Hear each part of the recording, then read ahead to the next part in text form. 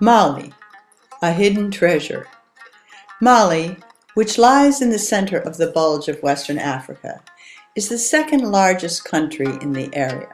The northern two-thirds of the country reaches deep into the Sahara Desert, while the southern portion is tropical savanna, dry but not arid.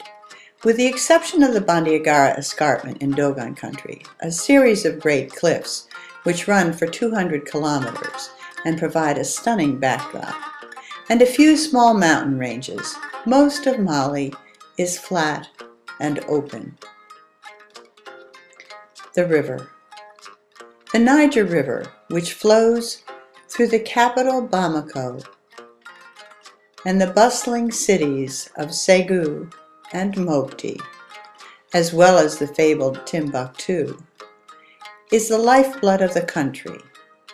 Most of Mali's 13 million inhabitants live near the river. Along its banks, cattle graze, women wash clothes, men tan leather, and children bathe. It is the sole source of irrigation for farmland, including the fertile rice paddies. Dredging the bottom of the river, men take mud to make bricks. Fishermen live along its banks and ply the river in their elegant pirogues, catching fish that are sold fresh or salted and dried, providing a protein staple in the diet of the people.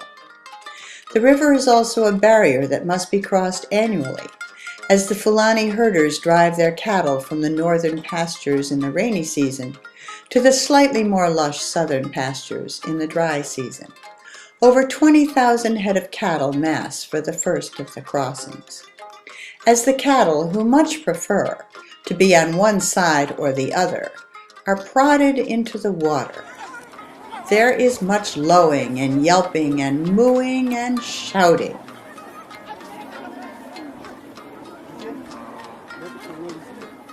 They are greeted on the other side with singing and dancing, as families are reunited after several months apart. Finally, the river serves as a source for travel and communication, linking people from villages along the river and bringing them into town for market day. Market day. If the river is the lifeblood of Mali, market day is its social and economic heart, as it is in most African nations. While there are small markets along the roadside and places like the Women's Market in Mopti, a covered market that is open every day, and even in Robin's neighborhood in Bamako, a brand new supermarket where you can buy all kinds of Western food and things. Market Day is the big weekly event. Every town and village, or group of villages, has a specific day set aside for Market Day. In Djenné, for instance, people begin arriving early Monday morning. Most come by boat, loaded down with goods to sell. By pushcart or donkey cart, they lug them off to the market where they set up stalls in specially designated areas. There's a place for selling vegetables, meat, fish, goats, pots and pans, and so on. All day amid much bustle, they sell and swap and buy, and catch up on the latest news and gossip. And so it is on Saturday in Sibi, in Sunday in Badalabugu, Robin's neighborhood, Wednesday for 10 villages in Dogon country, and Thursday in Mopti. As dark falls, they pack up and head home with everything they need for the next week. The allure of Mali.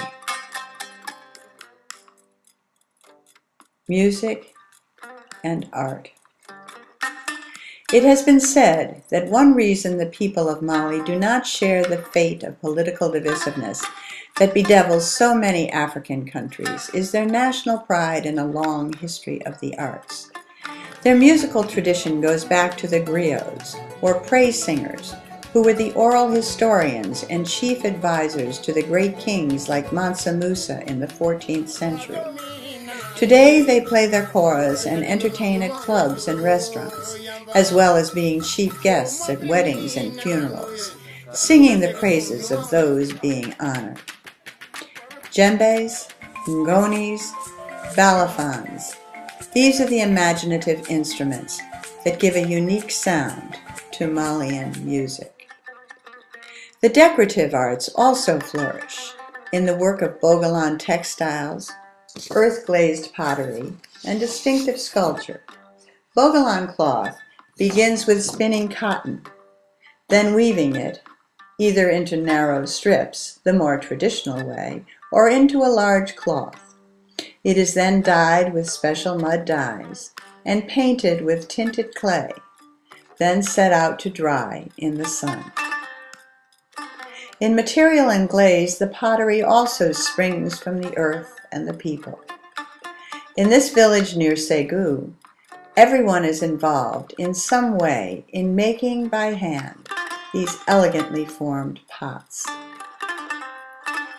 Sculpture is at the heart of the belief system as well as the aesthetic of the Dogon people. Every door and window, every post, every ladder is intricately carved, and statues that guide and protect abound. This sculptor is internationally known for his creative pieces. While these give tourists the opportunity to bring home a reminder of Mali's dedication to the arts. The people. Making blanket generalizations about any group of people is dangerous, of course. But with that caveat, it can be said that on the whole, the people of Mali are beautiful, friendly, and eager to please. Their life is hard, with few of the amenities we take for granted. As agrarian people, they live close to nature, and simple fluctuations in rainfall can mean the difference between survival and starvation. Every available space is farmed, like this patch of sorghum on the way up to the top of the escarpment in Dogon country. This new cement well in Ende, our guide Moose's village, is much more reliable and sanitary than the old mud holes. But getting water is still a hard physical task. And while there are a few mechanical